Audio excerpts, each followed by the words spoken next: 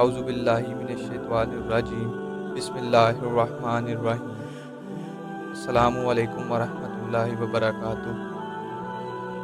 یا ایہا الذین آمنوا کتب علیکم الصیام کما کتب علی الذین من قبلکم لعلکم تتقون۔ روزے کی عبادت اتنی ہی پرانی ہے جتنا خود انسان کے خود ساختہ دھرموں اور رسموں میں بھی اس کا نشان ملتا ہے۔ ہندوؤں کے برت اسی زمرے میں آتے ہیں۔ سادھو اور سنتوں کے ہاں چھپ کے روزے ابھی تک رائج ہیں۔ روزہ پہلی بار مسلمانوں پر ہی فرض نہیں کیا گیا، بلکہ ان سے پہلے جو الہامی مذاہب گزرے ہیں ان سب کے ماننے والوں پر بھی فرض تھا۔ بائبل میں ذکر موجود ہے کہ حضرت موسیٰ علیہ السلام نے کوہ طور پر 40 روزے رکھے۔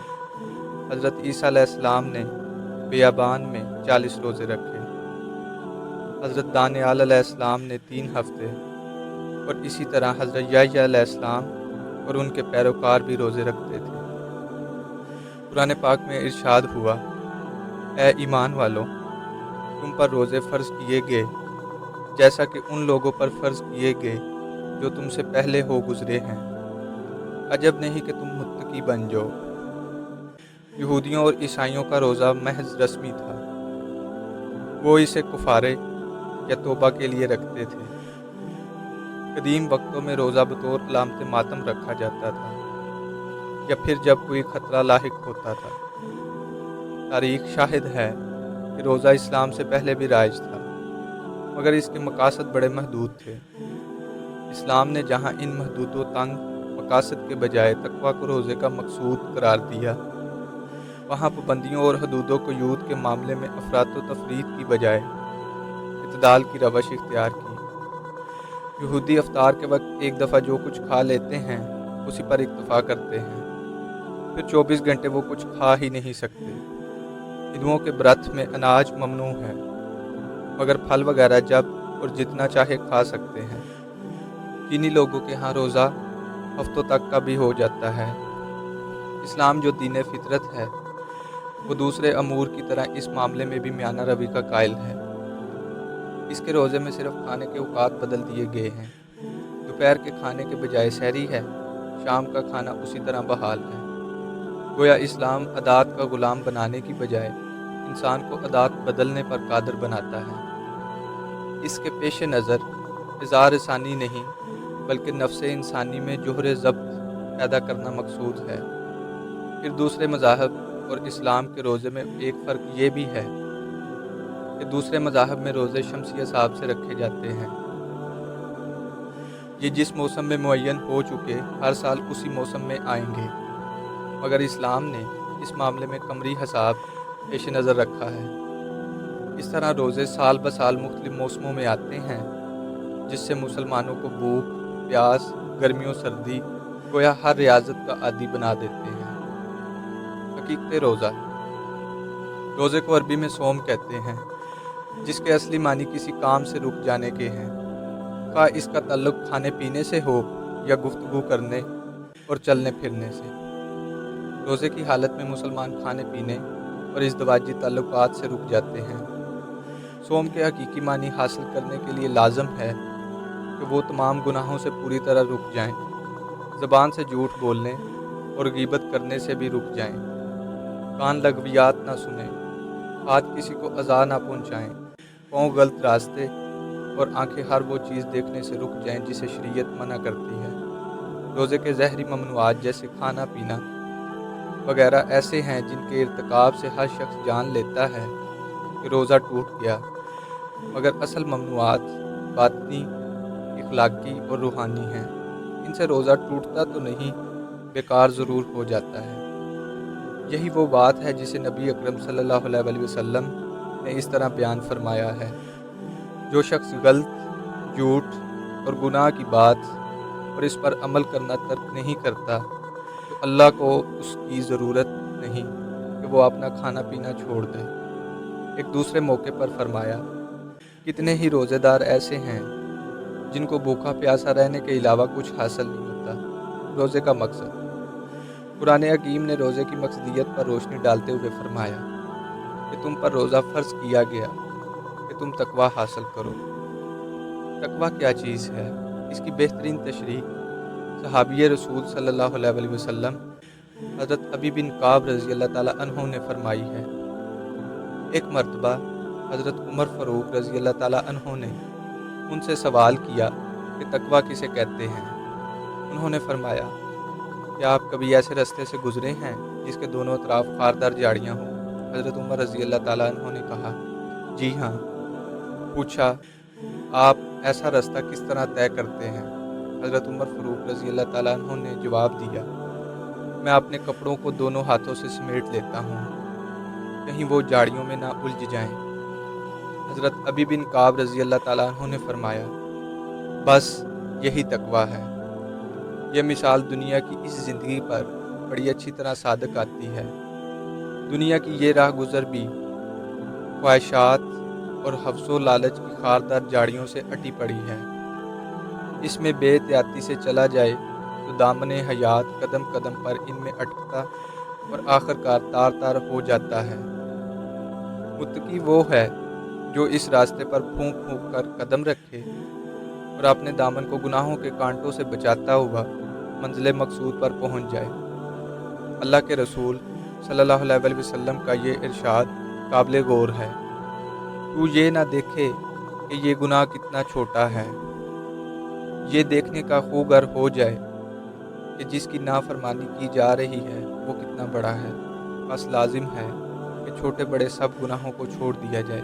تقوی اسی کا نام ہے۔ روزے کے علاوہ جتنی عبادتیں ہیں ان سب میں ریا اور نمود و نمائش کا امکان موجود ہے۔ نماز، زکوٰۃ اور حج کی عبادتوں میں نمازی سخی اور حاجی کہلوانے کی خواہشات میں ریا کا خدشہ ہے، مگر روزہ ایک ایسی عبادت ہے جس کا تعلق صرف عبد اور معبود کے درمیان ہے۔ کوئی تیسرا یہ جان بھی نہیں سکتا کہ فی الحقیقت روزہ رکھا گیا ہے کہ نہیں۔ روزے میں خوف خدا اور عقیدہ آخرت پر یقین کا اتنا بڑا اہتمام ہے کہ کھانے پینے کا سامان سامنے پڑا ہے، کوئی موجود بھی نہیں، روزہ دار تنہا ہے، مگر کیا مجال کہ وہ اس کی طرف ہاتھ بھی بڑھائے۔ وجہ یہ ہے کہ وہ ہر وقت اور ہر جگہ دیکھنے والے خدا پر ایمان رکھتا ہے۔ اس طرح ہر اہل ایمان کو پورا 1 ماہ تقوی کی تربیت دی جاتی ہے کہ وہ سال کے باقی 11 مہینے بھی اسی انداز میں زندگی بسر کرے۔ روزے کا یہی امتیازی پہلو ہے جس کی طرف اشارہ کرتے ہوئے حضور نبی اکرم صلی اللہ علیہ وسلم نے فرمایا، اللہ تعالیٰ فرماتا ہے کہ جتنے بھی نیک اعمال ہیں ان کی جزا 10 سے لے کر 700 گنا تک ہے، لیکن روزہ ایسی نیکی ہے کہ یہ خاص میرے لیے ہے اور میں خود اس کی جزا ہوں۔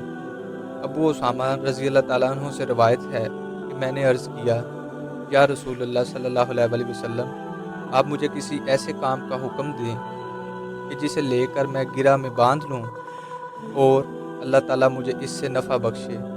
آپ صلی اللہ علیہ وسلم نے فرمایا، تم روزے کو اپنے اوپر لازم کر لو، اس لیے کہ اس کا کوئی مثل نہیں اور اللہ ہی کی طرف سے اس کی توفیق ہوتی ہے۔ جسمانی صحت کا پہلو۔ روزہ روحانی صحت کے ساتھ ساتھ جسمانی صحت کی بہتری کا بھی ضامن ہے، اور اس کی یہ خصوصیت بھی لفظ تقوی کے ضمن میں آتی ہے۔ امام راغب فرماتے ہیں کہ تقوی کے اصل معنی اپنے آپ کو ہر اس چیز سے بچانے کے ہیں جس سے نقصان پہنچنے کا اندیشہ ہو۔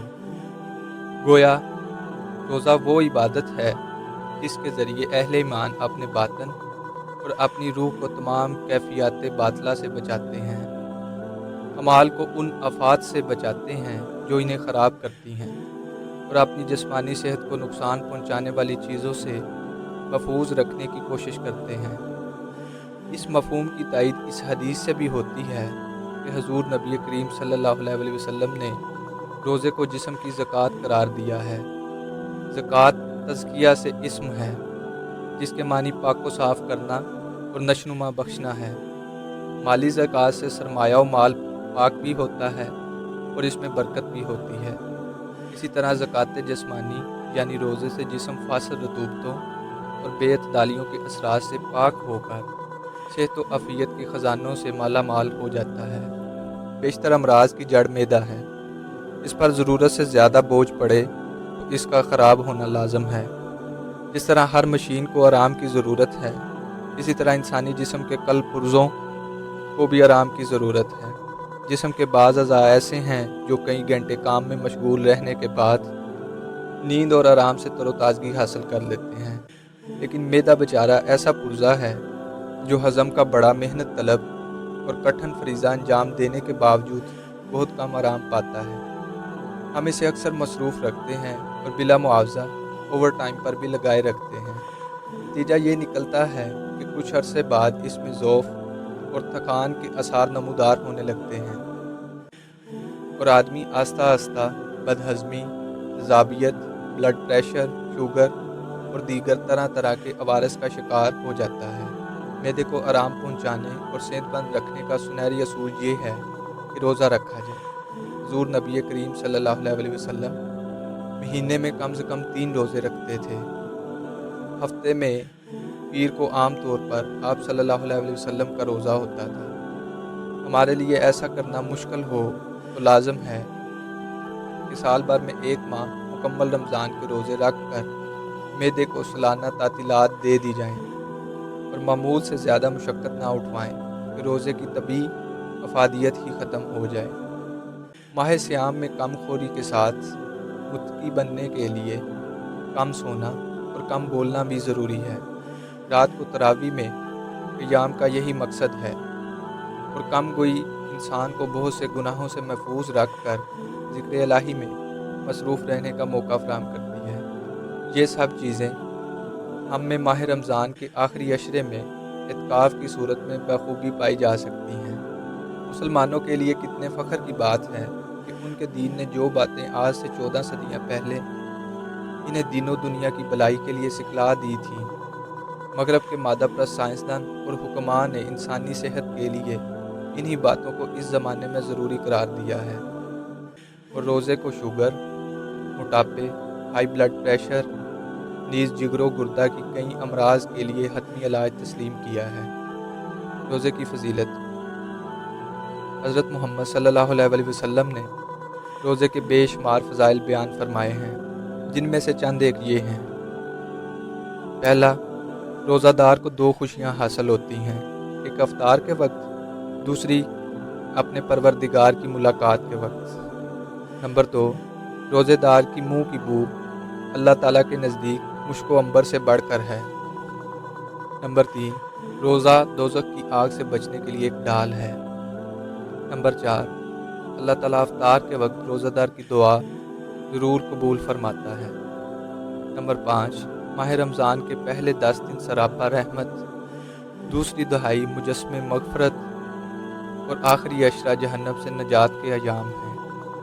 خیال رہے کہ اس طرح کی بے شمار فضیلتیں روزے کی ظاہری صورت پوری کر دینے والے شخص کے حصے میں نہیں آتی۔ ان کے لیے 2 شرائط ہیں جن کی پابندی کی جائے تو روزے کے سارے روحانی اور مادی فوائد حاصل ہو جاتے ہیں، ورنہ بھوک پیاس کے سوا کچھ ہاتھ نہیں آتا۔ شرط اول یہ ہے کہ جس نے روزہ صرف رضائے الہی کے لیے رکھا اور اس کے سوا اس کے سامنے کوئی اور مقصد نہ تھا، اگر اس کے نتیجے میں اسے جسمانی فوائد حاصل ہو جائیں تو اللہ کی کرم نوازی ہے، اس کی رحمت ہے، ورنہ وہ تو روزہ رکھنے کے لیے اس وقت بھی تیار تھا جب اسے یقین تھا کہ اس کی صحت گر جائے گی یا اسے کوئی نقصان پہنچے گا۔ اس شرط سے معلوم ہوا کہ مون برت، بھوک ہڑتال اور دوسرے مذاہب کے روزے اجر و ثواب کے نقطہ نظر سے اس لیے بیکار ہیں کہ ان میں ایمان باللہ اور ایمان بالرسالت کی روح کار فرما نہیں ہوتی۔ ایمان کے ساتھ دوسری شرط آپ صلی اللہ علیہ وسلم نے احتساب کی عائد فرمائی ہے، یعنی روزہ دار روزے کی حالت میں قدم قدم پر برابر اپنا محاسبہ کرتا رہے کہ کہیں اس سے شریعت کی خلاف ورزی تو نہیں ہو رہی ہے۔ کئی دوست شکایت کرتے ہیں کہ صاحب ہم کو بتایا گیا تھا کہ روزے سے یہ کچھ برکتیں حاصل ہوتی ہیں، مگر ہم نے کتنے ہی پورے روزے رکھنے والے روزہ داروں کو دیکھا ہے کہ ان کی حالت ویسی ہی رہتی ہے اور ان میں کچھ تبدیلی واقعہ نہیں ہوتی۔ یہ حقیقت ہے کہ روزے کے اندر وہ ساری برکتیں اور فضیلتیں موجود ہیں جنہیں اللہ اور اس کے رسول مقبول صلی اللہ علیہ وسلم نے بیان فرمایا ہے، اور اس نسخہ شفا کو کئی اہل ایمان نے آزمایا ہے۔ مشکل یہ ہے کہ ہم اس کی ظاہری صورت کا لحاظ رکھتے ہیں، روح کا نہیں۔ ہم روزے کی حالت میں بھی شعوری یا غیر شعوری طور پر بدستور گناہوں کا ارتکاب کرتے رہتے ہیں۔ نتیجہ یہ نکلتا ہے کہ ہم روزے کے انوار و برکات کو سمیٹ نہیں پاتے اور اس کے فلسفے اور فضیلت کے بارے میں شکوک و شبہات میں مبتلا ہو جاتے ہیں۔ اللہ تعالیٰ سے دعا ہے کہ رمضان المبارک کی تمام برکات سے ہمیں مستفید ہونے کی توفیق عطا فرمائے اور ہمیں متقی بنائے۔ آمین۔